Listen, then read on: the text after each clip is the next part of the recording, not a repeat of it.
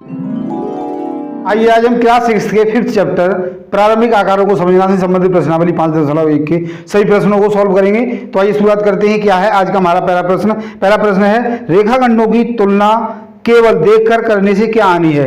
यानी दो रेखाखंड दिए हैं, इसको हम मापते नहीं, मापने के बिना ही हम देखकर तुलना करें तो क्या होगी। पहले प्रश्न के लिए हम जो आंसर देंगे वो क्या होगा कि केवल देखकर तुलना करने पर त्रुटियां अधिक होंगी क्योंकि हम सही एग्जैक्ट मान नहीं बता सकते।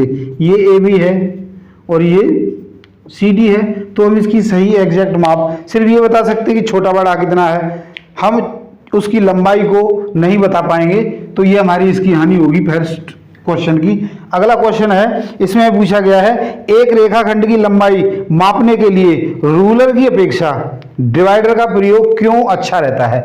यानी एक हम लंबाई मापते हैं, उस लंबाई को मापने के लिए एक रूलर की अपेक्षा यानी एक फुटा जिसको हम पैमाना कहते हैं या जिसको हम मीटर भी बोलते हैं, तो उसकी सहायता से हम इसको मापें। और एक हमने एक जो हमारे पास डिवाइडर होता है उस डिवाइडर से मापें, तो उन दोनों में डिवाइडर से मापना उस रूलर की सहायता से मापने से क्यों उचित होता है। क्योंकि हमने आपको पिछले वीडियो में बताया था कि यदि हम फुटा से या पैमाने से यदि किसी डिस्टेंस को किसी भी लंबाई को मापते हैं तो हमारी आंख और जो पॉइंट हम माप रहे हैं उसके बीच में जो एक काल्पनिक एंगल है वो 90 डिग्री का होना चाहिए। यदि वो अलग हो जाता है, मान लीजिएगा हमारा जो फुटा है यहाँ पर रखा है और मैं यहाँ से देख रहा हूँ, तो इसकी जो डिस्टेंस है वो आगे पीछे हो सकती है, तो हमारी जो मेजरमेंट है वह गलत हो जाएगी। लेकिन इसकी सहायता से जैसे ये है, हम इसको आगे पीछे खोल सकते हैं, इसको उठाकर हमारे पास जो फुटा होगा उस फुटा पर रख देंगे और इसके बीच की जो डिस्टेंस होगी उसको सही एग्जैक्ट हम माप सकते हैं। तो इससे हमें ये फायदा है कि जो डिवाइडर है उससे सही माप ली जाती है। डिवाइडर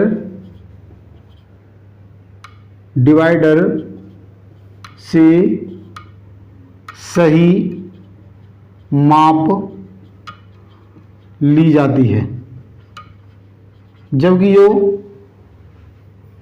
रूलर है, रूलर से माप में गलती हो सकती है या त्रुटि हो सकती है। तो दूसरे जो प्रश्न है उसका आंसर हमारा ये हो गया। अगला यानी थर्ड क्वेश्चन है, उसकी तरफ चलते हैं। क्या है, कोई रेखाखंड ए बी खींचिए। अब जो प्रश्न कहता है उसके आधार पर हम करते रहें। कोई एक रेखाखंड ए बी हमने खींच लिया। अब जो आगे प्रश्न क्या कहता है, ए और बी के बीच कोई बिंदु सी लीजिए। ए और बी के बीच हमने कोई बिंदु सी ले लिया। अब पूछा गया है कि ए बी बी सी और सी ए की लंबाई मापिए। यानी ए बी इसकी लंबाई मापनी है, ए सी की लंबाई मापनी है और बी सी की लंबाई मापनी है। इन तीनों की लंबाई को हम माप लेंगे। अब ये दिखाना है कि ए बी बराबर ए सी प्लस बी सी होगा क्या। तो देखो हम इसको मापेंगे क्योंकि यह इन दोनों लंबाइयों को तोड़कर ही आगे लंबाई बनी है। अर्थात ए बी, मान लीजिएगा ए बी यदि 10 सेंटीमीटर है और ये 6 है तो ये 4 होगी। अर्थात ये हमारी जो स्टेटमेंट है कि ए बी बराबर ए सी प्लस बी सी, क्योंकि एक ही लाइन को हम अलग अलग पार्टों में माप रहे हैं और एक बार सीधा माप रहे हैं, तो हमारी जो लेंथ होगी वो सेम होगी। अर्थात A B equal to A B A C plus B C बराबर होंगी। यह क्या है, बिल्कुल सही है यानी सत्य है। क्वेश्चन नंबर 3 था। अब है क्वेश्चन नंबर 4, तो उसको देखते हैं। उसमें हमें क्या पूछा गया है। क्वेश्चन नंबर 4 है, इसमें पूछा गया है एक रेखा पर बिंदु ए बी और सी इस प्रकार है कि ए बी बराबर 5 सेंटीमीटर है। एक कोई रेखा है, इस पर ए बी, ये पॉइंट ए है, ये बी है और इनके बीच की जो दूरी है वो 5 सेंटीमीटर है। अगला पॉइंट है उसमें दिया है इस प्रकार है कि ए बी और बी सी बराबर 3 सेंटीमीटर है।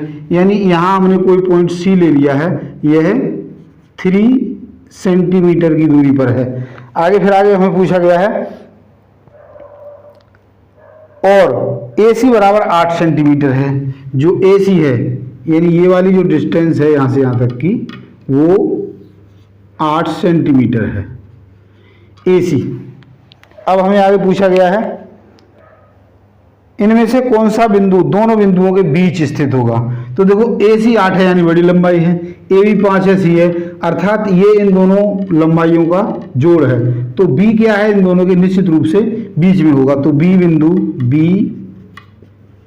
बिंदु A और C के बीच स्थित होगा।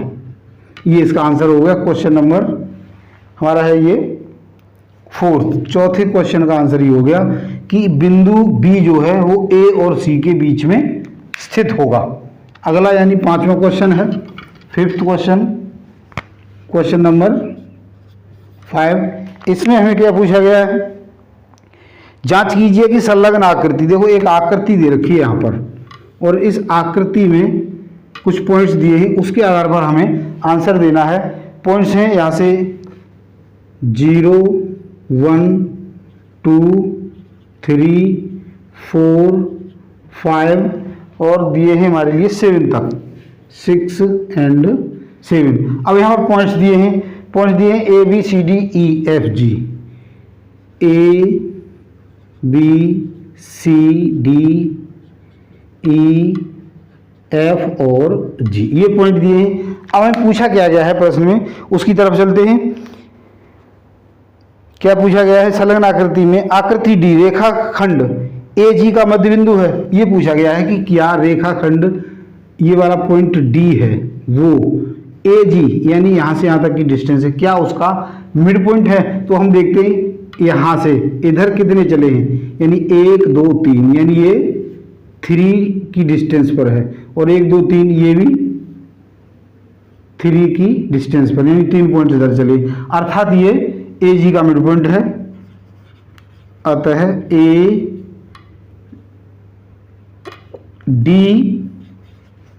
रेखाखंड AG का मध्य बिंदु है। क्यों है, क्योंकि D से एवं D से समान दूरी पर है, समान दूरी पर स्थित है, अर्थात ये इसका मध्य बिंदु होगा। अगला यानी छठा क्वेश्चन है, उसको देखते हैं क्या दिया है। क्वेश्चन नंबर 6, क्वेश्चन नंबर 6 है, क्या पूछा गया है, B रेखा AC का मध्य बिंदु है, यानी यहां पर कोई एक रेखा AC दे दी और B इसका मध्य बिंदु है। जो कहते जाए प्रश्न वही करते जाएंगे हम। B रेखा AC का मध्य बिंदु है, C रेखाखंड BD का मध्य बिंदु है। C रेखाखंड यानी यहां से आगे और कोई एक बिंदु D है, अर्थात ये BD का C क्या हो गया, मध्य बिंदु दिया है। जहां A B C और D एक ही रेखा में स्थित हैं, तो बताइए कि AB बराबर CD है, यानी A B बराबर CD यदि है तो क्यों है। तो अब यहां से देखिए, देखो ये इसका मध्य बिंदु है, AB इक्वल टू BC होगा। ये दिया हुआ है कि AB इसका मध्य बिंदु है, अर्थात AB बराबर BC होगा। और आगे फिर ये दिया है कि BC बराबर CD होगा, क्योंकि C इस BD का मध्य बिंदु है, यानी ये वाली लेंथ और ये वाली लेंथ बराबर होगी, या ये लेंथ और ये लेंथ बराबर होगी। तो अब हम क्या देखते हैं कि AB बराबर BC है और BC बराबर CD है, अर्थात ये दोनों एक ही चीज़ है। तो हम क्या करेंगे कि इन दोनों को यहाँ से रिप्लेस कर सकते हैं। तो AB बराबर क्या हो जाएगा, CD, यही तो हमें पूछा गया था। अर्थात यदि ये लंबाई इसके बराबर है और ये लंबाई इसके बराबर है, तो ये लंबाई इसके बराबर ही होगी। मान लीजिए हम इसको 5 मान लेते हैं, तो ये भी क्या होगी 5, और ये 5 है तो ये भी क्या होगी 5 सेंटीमीटर, अर्थात AB बराबर भी 5 है और CD बराबर भी 5 है। इस तरीके से भी देख सकते हैं। तो AB बराबर CD, इसका प्रमाण हमने देख लिया। अगला और इस एक्सरसाइज का अंतिम क्वेश्चन है आशा करता हूँ आप अच्छे से समझ पा रहे होंगे। क्या दिया है, 5 त्रिभुज खींचिए और उनकी भुजाओं को मापिए, यानी 5 ट्रायंगल्स हमने खींचने हैं। बहुत ही इंपॉर्टेंट बात है जो आगे की कक्षाओं में भी आपको उपयोग आने वाली है, तो ध्यान से समझ लीजिए। एक ट्रायंगल हमने ये ले लिया PQR, एक और ले लेते हैं। एक ट्रायंगल हमने ये ले लिया EFG, और एक और ले लेते हैं। 5 बताए हैं तो 5 ही बनाने हैं आपको, आप अपने आप बनाओगे। यहाँ पर हम और कोई पॉइंट्स ले लेते हैं, IJ के पॉइंट ले लेते हैं, और अगला एक और ट्रायंगल ले लेते हैं हम, इसके पॉइंट ले लेते हैं LMN। पूछा क्या गया है कि जैसे इसका जोड़ और इसका जोड़ इससे बड़ा होगा, यानी AB plus BC is greater than AC, यानी दो भुजाओं का योग तीसरी भुजा से बड़ा होगा। और यहाँ पर यदि हमने तो PQ plus QR is greater than PR, यानी इन दोनों का जोड़ इससे बड़ा होगा। ऐसे ही यहाँ पर लें तो EF plus FG is greater than EG, यानी यहाँ पर हम सभी जो ट्रायंगल्स हैं उनमें हम देखेंगे कि दो भुजाओं का योग तीसरी भुजा से निश्चित रूप से बड़ा होगा, बराबर भी नहीं होगा, बड़ा ही होगा। अब हम इसका कारण देखते हैं, ऐसा क्यों है, थोड़ा समझने की कोशिश करना। क्या है, हम इसको देखते हैं कि ट्रायंगल तभी बनेगा जब 3 भुजाएं हों। ट्रायंगल कब बनेगा, जब 3 भुजाएं और तीनों की तीनों क्या हों, क्लोज्ड हों। जैसे मान लीजिएगा एक हमने ये रेखा ले ली AB। अब ट्रायंगल्स बनाने के लिए हमें यहाँ से कोई रेखा लेनी पड़ेगी और यहाँ से कोई रेखा लेनी पड़ेगी और इनको हमें मिलाना पड़ेगा। तो आप देख रहे हो कि इस डिस्टेंस को ऊपर जाने के लिए हमने यहाँ से इधर गए, यहाँ से इधर गए, तो ये वाली डिस्टेंस होगी निश्चित रूप से इससे बड़ी होगी। यानी आप एक तो एक सीधी डोरी रख दो यहाँ पर इसकी, और एक इस तरीके से रखो, तो इसकी लंबाई क्या होगी, निश्चित रूप से ज़्यादा होगी। अब चाहे हम बिल्कुल छोटा सा ले लें तब भी इसको मिलाओगे तो ये निश्चित रूप से इससे बड़ी ही होगी। छोटी या बराबर कभी भी नहीं हो सकती। अर्थात किसी त्रिभुज में यह एक स्टेटमेंट होगी अब आपके लिए कि किसी त्रिभुज में दो भुजाओं का योग, दो भुजाओं का योग सदैव तीसरी भुजा